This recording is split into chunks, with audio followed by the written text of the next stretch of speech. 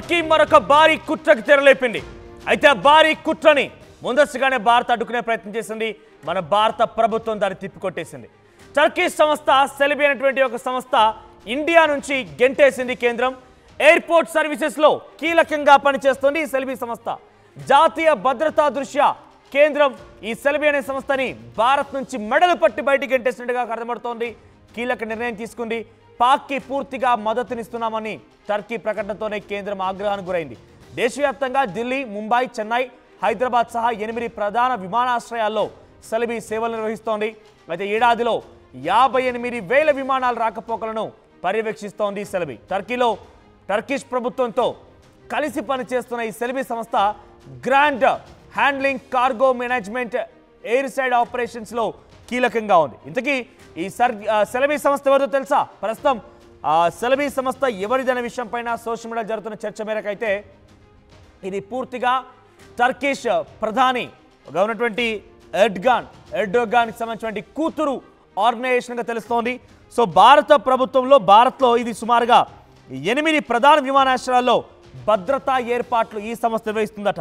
సుమారుగా ఏటా టర్కిష్ ప్రభుత్వంతో సంయుక్తంగా పనిచేస్తున్న సెలబీ సంస్థ భారత్లో ఏటా 58,000 విమానాల రాకపోకల్ని పర్యవేక్షిస్తుందట.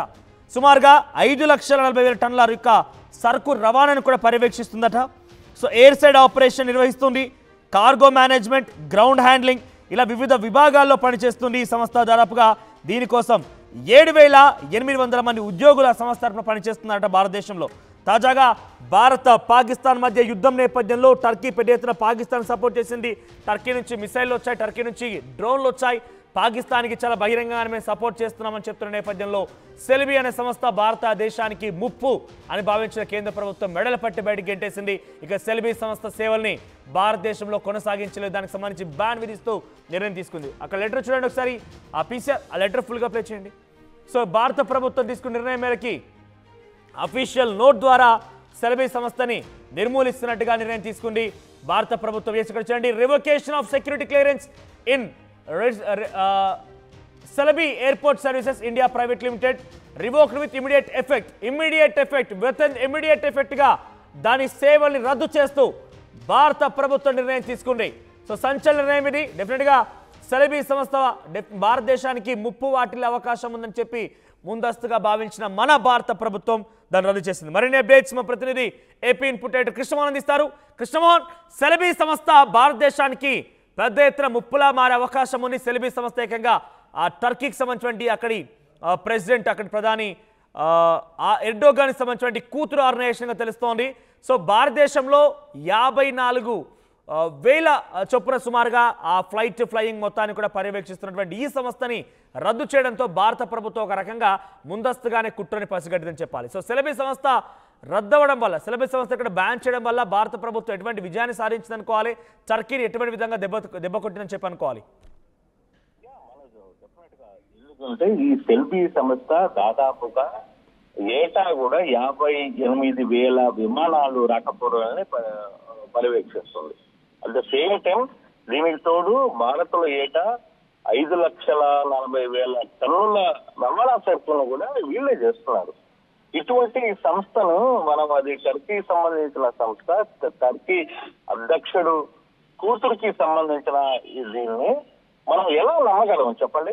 ఇది ఎలా మనం ముందుకి తీసుకెళ్ళాం?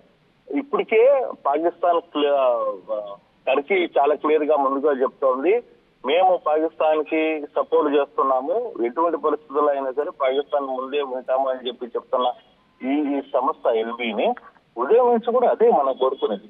ఈ ఎల్బీ సంస్థ ఎందుకు ఇంతకాలంగా మన భారతదేశంలో ఉంది? ఎవరు దీని వెనకాల ఉన్నారు? దీని వెనకాల ఉన్నది టర్కీ ప్రెసిడెంట్ కూతురు ఈ వ్యవహారంలో పూర్తిగా నడుపుతోంది. మరి అంటే 5,40,000 టన్నుల రవాణా వ్యవస్థ, ఇది మనం చాలా క్లియర్ గా అర్థం చేసుకోవాల్సింది ఏంటంటే 5,40,000 టన్నుల రవాణా వ్యవస్థని ఈ వ్యవస్థ నడుపుతుందంటే మనకి తెలియకుండానే ఎంత మనకి వ్యతిరేకంగా వీళ్ళు ఎంత చేసి ఉండొచ్చు అనేది కూడా మనం అర్థం చేసుకోవాలి.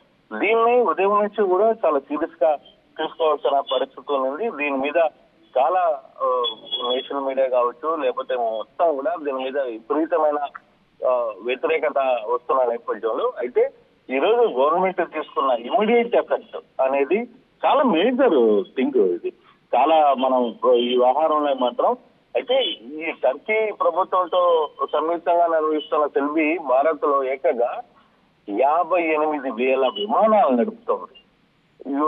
అసలు మనం నమ్మలేము 58,000 విమానాలని ఒక టర్కీ సంస్థ. దీంట్లో ఇండిగో కూడా భాగస్వామ్యం అయ్యింది అనేది కూడా మనకి కొంత సమాచారం అవుతుంది.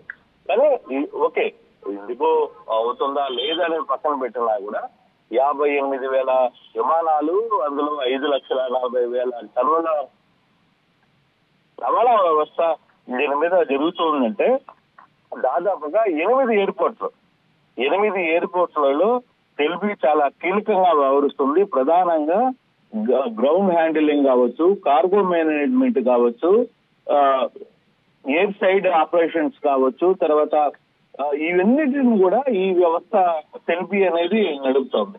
ఈ సెల్బీ ఇప్పుడు దాకా నడుపుతోంది అన్న వ్యవహారాన్ని ఇటీవల జరుగుతున్న టర్కీ పాకిస్తాన్ కి సపోర్ట్ చేయడం, తర్వాత మనం ఏమి చేస్తున్నాం అనే అంశం మీద కూడా చాలా సీరియస్ డిస్కషన్ అయితే జరుగుతుంది. అత్యంత సున్నితమైన విమానాశ్రయాలుగా చాలా వాతావరణం పరిస్థితులు కేంద్రంగా చూడడం కూడా మనం దాన్ని సీరియస్ గా చూసుకోవాలి. ఇటువంటి పరిస్థితుల్లో దాదాపుగా 7,800 మంది ఉద్యోగస్తులు ఈ సెల్బీ తరఫున మన భారతదేశంలో పనిచేస్తున్నారు. మరి ఇటువంటి వ్యవస్థని పూర్తిగా కూడా అంటే మనకి నమ్మక ద్రోహం చేసిన టర్కిస్ లాంటి దేశం దాని వ్యవస్థని మనం ఎప్పటికప్పుడు క్లోజ్ చేయాల్సిన అవసరం ఉందా లేదా? ఇట్లాంటి కీలకమైన బాధ్యతలు టర్కీకి చెందిన సంస్థకి చెప్పడం కూడా ఒక పెద్ద డ్యామేజ్ అయింది. అయితే ఇది మీడియా పెద్ద ఎత్తున ప్రచారం చేయడంతోనే ఇప్పుడు సీరియస్ గా ఈ వ్యవహారాన్ని తీసుకుంది భారత ప్రభుత్వం. వెంటనే విత్ ఇమీడియట్ ఎఫెక్ట్, దాంట్లో వేరే ఆలోచన లేకుండా దీనికి సెల్బీకి పూర్తిగా కూడా క్లోజ్ చేసే పరిస్థితి తీసుకొని వచ్చిన పరిస్థితి ఉంది.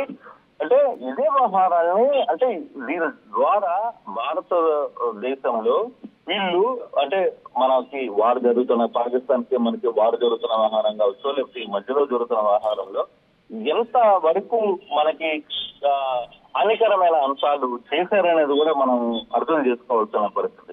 భారత ఎయిర్పోర్ట్ల భద్రత మొత్తం కూడా ఈ రోజు టర్కీ సంస్థల చేతుల్లోనే ఉంది అనేది మనకి ఎంత హానికరమైనది అర్థం చేసుకోవాలి.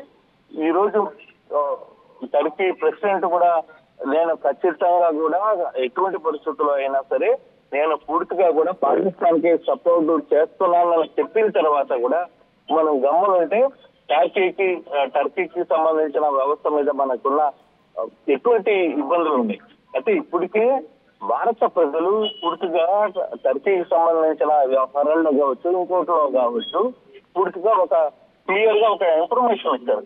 యాపిల్స్ నుంచి, మార్బల్స్ నుంచి, లేకపోతే ట్రావెల్స్ నుంచి, వీటన్నిటిలో నుంచి కూడా మనం భారత ప్రభుత్వం తీసుకున్న నిర్ణయం కంటే కూడా ముందు మన భారత ప్రజలు క్లియర్ గా వ్యాపారస్తులు కావచ్చు వీళ్ళందరూ కూడా టర్కీని మేము బ్యాన్ చేస్తున్నాము, టర్కీకి సంబంధించిన అన్ని వ్యవహారాలు మేము బ్యాన్ చేస్తున్నామని చెప్పిన పరిస్థితి కూడా మనం చూసాం. సో ఇటువంటి పరిస్థితుల్లో ఎటువంటి మన మీద మనతో స్నేహం అందిస్తూనే వాళ్ళు మనకి ఎటువంటి కుట్రలు పాల్పడుతున్నారు అనే అంశం మీద కూడా చాలా పెద్ద చర్చ అయితే జరుగుతున్న పరిస్థితి. సో ఇప్పుడు భారత ప్రభుత్వం తీసుకున్న నిర్ణయాన్ని మొత్తం భారత ప్రజలంతా కూడా హర్షిస్తున్న పరిస్థితి అయితే కనపడుతుంది. మనం కృష్ణమోహన్ అంటే సెల్బీ ఈ రకమైనటువంటి సేవలు రద్దు చేయడం వల్ల ఆల్టర్నేట్ గా ఇప్పటికిప్పుడు సమయంలో భారత ఎయిర్పోర్ట్స్ ఏమైనా ఇబ్బందులు ఎదుర్కోవచ్చు అంటారు? ఎందుకంటే సెక్యూరిటీ గ్రౌండ్ క్లియరెన్స్ లో వాళ్ళు ఉన్నారు, కార్గో ట్రాన్స్పోర్టేషన్ లో ఉన్నారు, సుమారుగా 3-4 విధుల్లో వారంతా ఎక్కువగా పనిచేస్తున్నారు. సో ఈ సిచ్యువేషన్ లో ఎలా ఉండొచ్చు అంటే ఇది భారత ప్రభుత్వాన్ని డెఫినెట్ గా ఒక మంచి విషయమే. కుట్రను ముందుగానే పసిగట్టి వారిని వెలగొట్టేసింది, వారిని మెడలు పట్టి బయటికి ఎంటేసింది.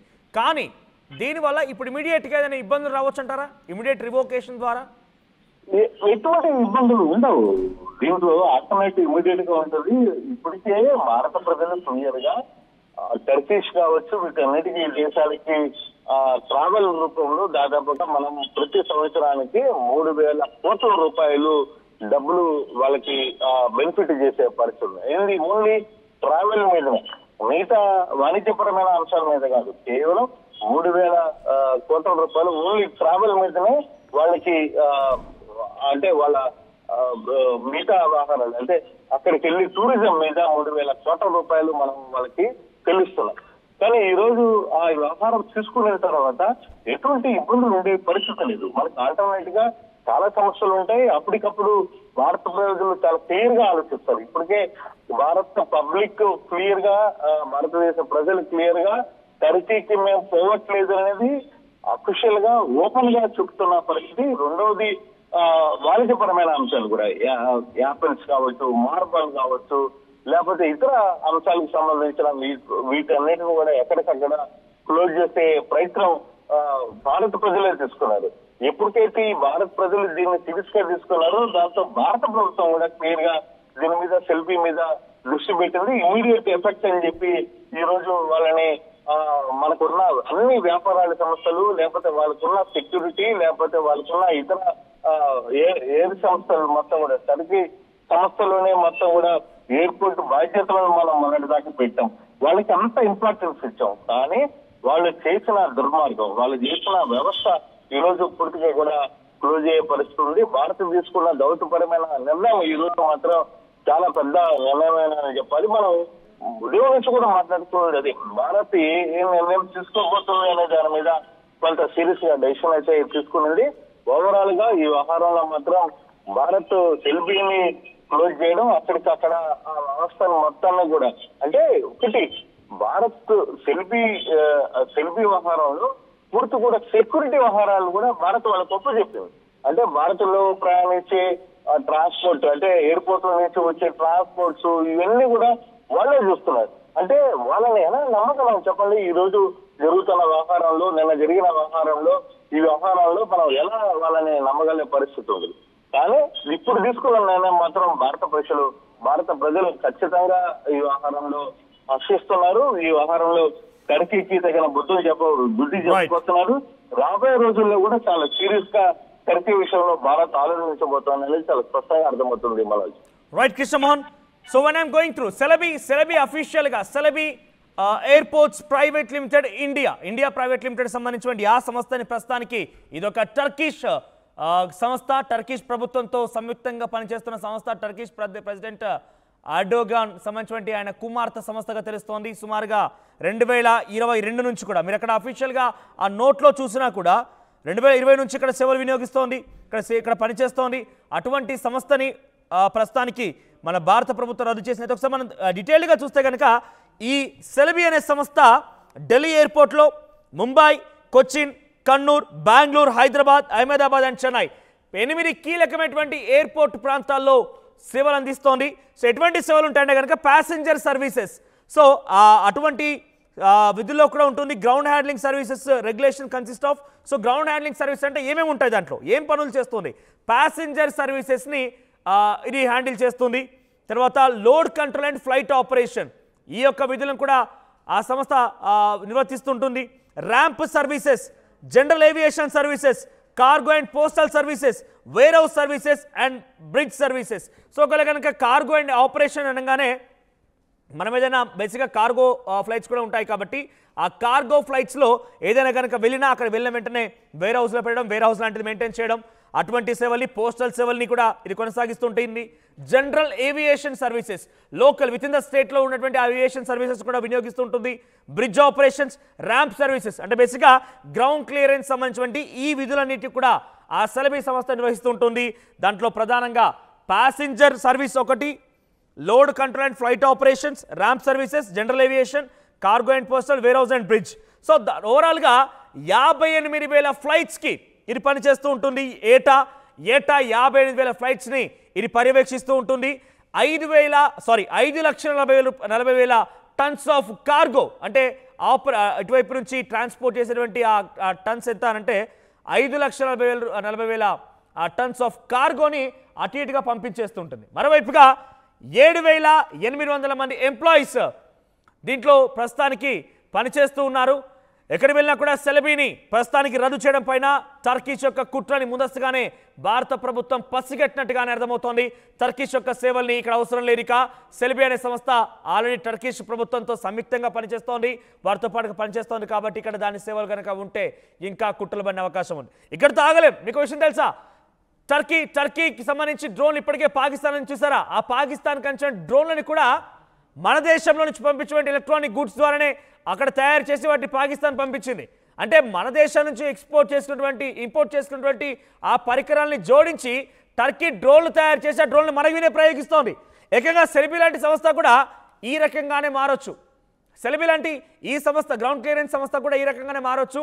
మన భారతదేశంలో పనిచేస్తూ టర్కీష్ ప్రభుత్వాన్ని సహకరిస్తూ వారు ఇక్కడ కూడా అనేక ఇబ్బందులకి, ఏకంగా మన ప్రయాణికులకి, మనకు సంబంధించిన ఈ ఎయిర్పోర్ట్ సేవలకి అంతరాయం కలిగించవచ్చు, దాడులకు పాల్పడవచ్చు, పిచ్చిగా ప్రవర్తించవచ్చు. కాబట్టి ప్రస్తుతానికి ఆ విషయంలో ఒక నిర్ణయం తీసుకొని ప్రస్తుతం భారత ప్రభుత్వం దాన్ని కొట్టిపారేసింది. ముందస్తుగానే కుట్రను చేరించి దాన్ని ఇక్కడ బ్యాన్ చేసింది. ప్రపంచంలో ఏ మూల ఏ క్షణం ఏం జరుగుతుందో వేగంగా తెలుసుకోవడానికి తొలి వెలుగు వాట్సాప్ ఛానల్ని ఫాలో చేయండి.